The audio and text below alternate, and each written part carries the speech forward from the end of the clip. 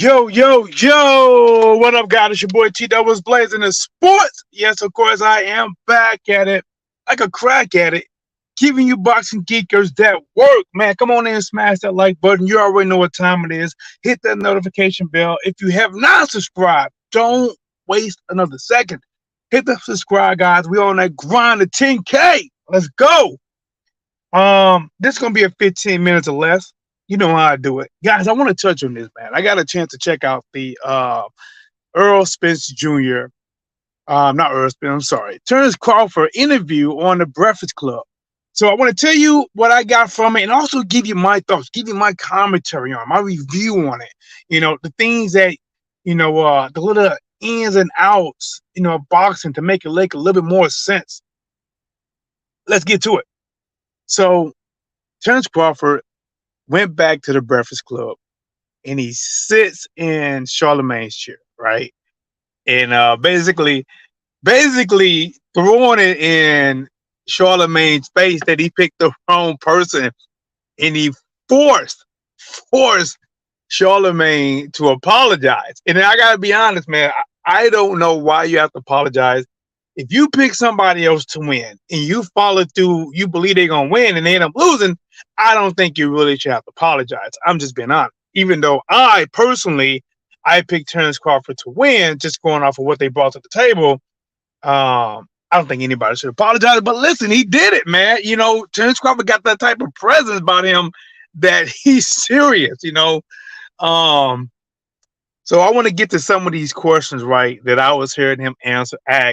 I haven't got a chance to think about them yet because I'm at my 9 to 5, so I'm doing my work and I'm listening to my AirPods, and some catch my attention and I write down. Like the first thing was I wrote down was Earl Spence rematch. So they asked Terence Crawford, do you think Earl Spence Jr. should take the rematch? Do you think he should retire? Based on what people been saying. And he was basically saying, no, he don't feel that way. He kind of feels that he need to take some time off and maybe come back to the drawing board. But he don't feel at this point that Earl Spence Jr. needs to retire.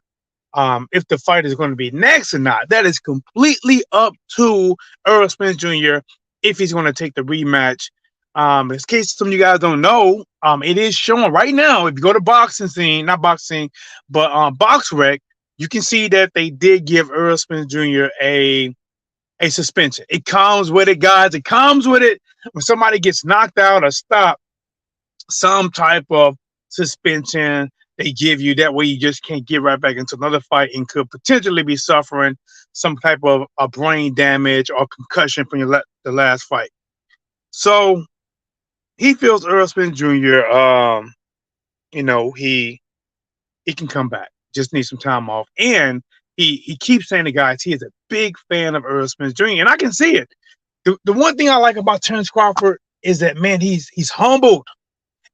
As cocky as he is, because he is cocky, and competitive, and would throw it in your face if he's right, to let you know that he was right.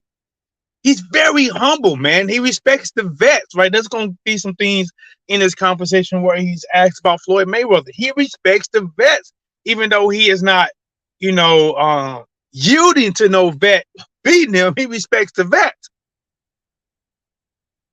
Then they say, hey, they said, man, we think he carried you, man. We think you carried Earl Spence Jr., particularly the 8th round.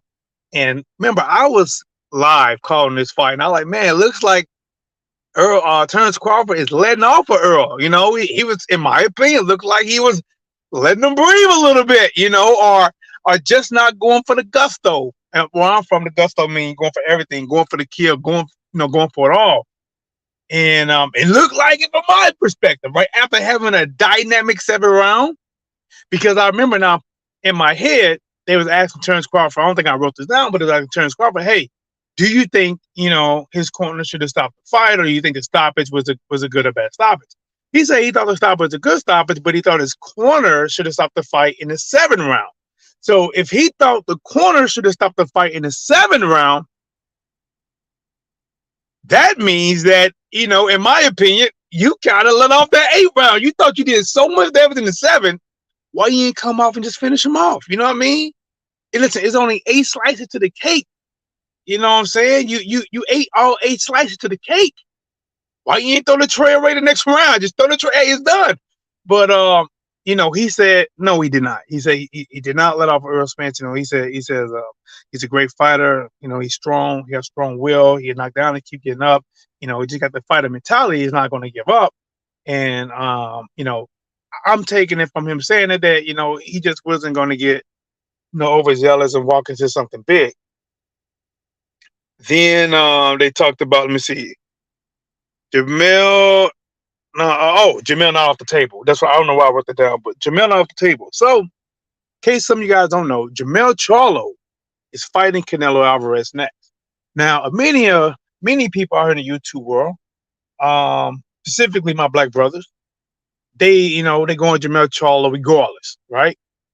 Guys, I'm being honest, and I could be wrong. And Jamel Charlo could be treating me like Terence Crawford treated Charlemagne. I could be wrong, but I see this is a Canelo fight. I don't see Jamel Charlo having a lot of boxing significant advantages over Canelo. And the fight is taking place at 168. That's a con for Jamel. Canelo is probably the stronger fighter. Looking at pros and cons, it's a con again. Canelo been fighting the bigger fighters. It's just so much stacked his way. It's just really hard for me to pick him to win this fight. Now, would I watch it? Would I say, man, I want to see him, see what he can do it? Yeah. But if I had to be if I'm putting square blocks and square holes, circles and circle holes, triangle and etc., man, this shit all lines up for Canelo beating a smaller man. The only thing that might make it sell is undisputed versus undisputed, which in all honesty, if you're not the same weight, I'm not sure how much it applies. Unless your weight class is 3 pounds difference, somebody fighting at 120, somebody else fighting at 123, then okay, I get it. But 154 and 168, come on, man. So he said, listen, man, he says he picks Canelo to beat Jamel Charlo. He said he got tools. It won't be no easy fight like that, but even he's picked Canelo to beat Jamel Charlo. All right. And he said he hopes that he come back down. He hopes that he fights Tim Tszyu, and hopefully he preferred that, he beat Tim Tszyu, get all his belts, and then Terence Crawford fight, Jamel Charlo. But if he doesn't, he just want to fight the winner of that, for undisputed again. Then here comes the question. What about Boots? He said, pretty much like, listen, man, people keep asking me about Boots, and he just coming straight out with it. It is a lose-lose situation. It's pretty much not a big enough fight right now. And if he fights Boots Ennis, there's just going to be a lot of excuses. And I agree with him. As talented as Boots is, and listen, I think Boots can give Terence Crawford some problems. But as talented as he is, and if he loses, if Boots loses to Terence Crawford, they are going to say things like, oh, he was young, he was rushed, he wasn't ready yet. There are going to be excuses. As Boots' talent, I don't know that his stardom quite caught up with that yet. It could, especially when Terence Crawford leads the division. They're going to be looking for a new star, which is probably why Showtime invested into Boots. Let me see what else I got. Take it, carry it just by doing things. Okay. I was saying what else I wrote down. Okay, so he's basically like, man, at this point in my career, he's 36, 35, about soon to be 36 years old. He ain't caring about what nobody else gonna pick, want him to fight or want him to do, because people are always trying to control you and tell you who you should fight and who you should beat next, right? People that are not boxers, not promoters, and telling you how to do your career. And he said, listen, man, this point of my career, this stage, I gotta make the fights that make sense. And I agree with him. Listen, he's about 36, right? If I was 36, if I was in Terence, he don't really have a reason to fight Stanionis. You know what I'm saying? Or Not after beating Earl Spence Jr. Listen, not after beating Earl Spence Jr. If he didn't fight Earl Spence Jr., then hey, then those fights might have to be reconsidered. But after beating Earl Spence Jr. and assuming Earl Spence Jr. do not want a rematch, I don't see Terence Crawford, 36 years old, have to fight a Stanionis. I don't see it. Or even a Bruce Ennis, as talented as Bruce Ennis is. He's right that he should be looking for the bigger fights like Jamel Charlo. He's right. There are rematch with Earl. But here's one fight. I wrote it down somewhere. I don't got it right in front of me. Here's one fight that he spoke on. Gervonta Tank Davis. Woo! Because Davis said, you know what, if he catch him, you know what I'm saying, he gonna knock him out. And Terence Crawford was pretty much like, listen, man, it's in so many words, it don't really make sense. He's 5'5". Don't get me wrong. He said, listen, don't get me wrong. He said he knows Tank Davis punching. He knows he's punching. He's hitting, and he knows his power, exceeds past 135. But he's like, he just saying it's a big jump from 135 to 147. And he did say, he stated this. Terence Crawford said, if they make that fight and Gervonta Davis brings his belt to 147, heck yeah, he'll stay at 147 because it's a major fight and he'll do it. And listen, he'll do it because he said, listen, weight class wise, it might not make sense, but you keep adding them dollars up, it'll make sense. And it is a big fight, right? That's one of the fights you like, listen, maybe like Earl when Earl took Mikey Garcia, one of the fights that make financial sense. People want to see it. They think he can do it. Hey, let's make it happen. Let's see. Then they asked him about, Crawford, compared to Floyd Mayweather. This is where I just have a tremendous amount of respect for Terence Crawford because he doesn't come out and be like, man, Floyd's good, man, but at this stage of my career and with his stage of career, man, I think I would have beat him out of whack. Somebody, you know what I'm saying? He doesn't do that, because he probably is not going to gain more supporters that way, and he's probably going to be, looked down on him. The same way when Floyd Mayweather says that he would beat the greats, people look down on Floyd Mayweather. And I keep telling you guys that a fighter, if you ain't never lost to somebody, you shouldn't yield that you'll lose to him. You already defeated yourself and you never did it. And if the matchup never happens, you can take, in my opinion, you can take the road that Terence Crawford took, which is the perfect road. When I asked him about versus Floyd Mayweather, he said, listen, man, he feel that it's Crawford versus anybody. He feel that he can match up against anybody. He respect Floyd. He looked up to Floyd his whole career.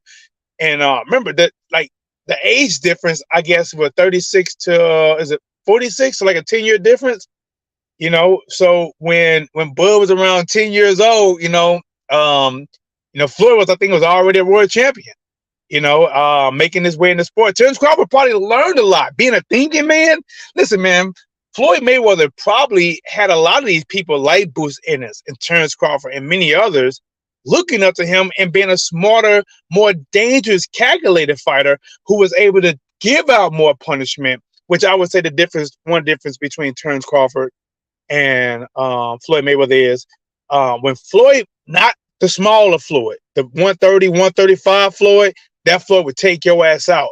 But when Floyd started fighting at heavier weights, having more fragile hands, got to get special gloves made so he don't break his hand, he wasn't really going for those knockouts like that. Even when he caught Ricky Hatton, he wasn't going for the knockout. He just caught Ricky Hatton with a perfect check hook.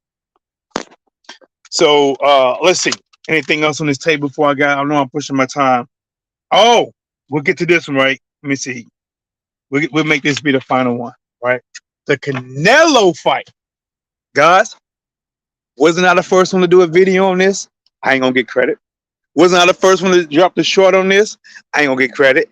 Didn't I tell you that they're going to start lining up Terence Crawford versus Canelo Alvarez? Didn't I say that? Didn't I do a video? I am the first to do a video, and even my thumbnail says Terence Crawford versus Canelo catchweight. Now, I didn't put what weight on there. I told you, I said, listen, man, Canelo is going to try to drag Terence Crawford to 168 for a shot at undisputed after he beats Charlo, and I said that Terence Crawford shouldn't do it. Canelo is going to try to stack everything into his favor, and Terence Crawford's not going to do it. And I don't really see the fight happening because I don't think Canelo is going to bend enough to make it more of a fair fight. But if and I'm going to tell you what might happen, because in this interview, Terence Crawford said he'll take the fight at 158, 160. Well, Canelo people going to hear that and they go, okay, he said he can do 160. We're not on 160. We're at 168. Then how about we meet in the middle at 164? Even got to think about it. That's not meeting in the middle, right? But they're already going to act like he's at 160 because he said he'll take it at 160. That's not meeting in the middle, but there's going to be a lot of word playing and manipulation like that to try to get Terence Crawford to meet him maybe at something like 164, to where it still yield a significant advantage to Canelo Alvarez over Terence Crawford, because he would have to think about that jump, guys. 147 to be jumping extreme, like he have one fight at 154, then an extreme jump to 164, something like that. But guys, this is your boy T-Dub. This was 15 minutes or less, giving you my absolute very best. This is off the top of the cranium. Well, the topic wasn't, but my response was off the top of the cranium. Appreciate you guys. Hope you guys hit the like button, subscribe to the channel, guys.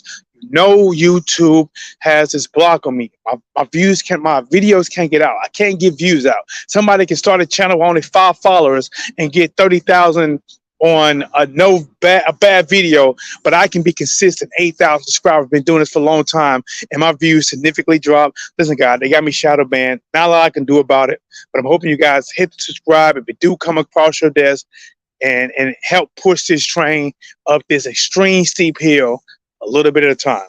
Appreciate it. Thank you all.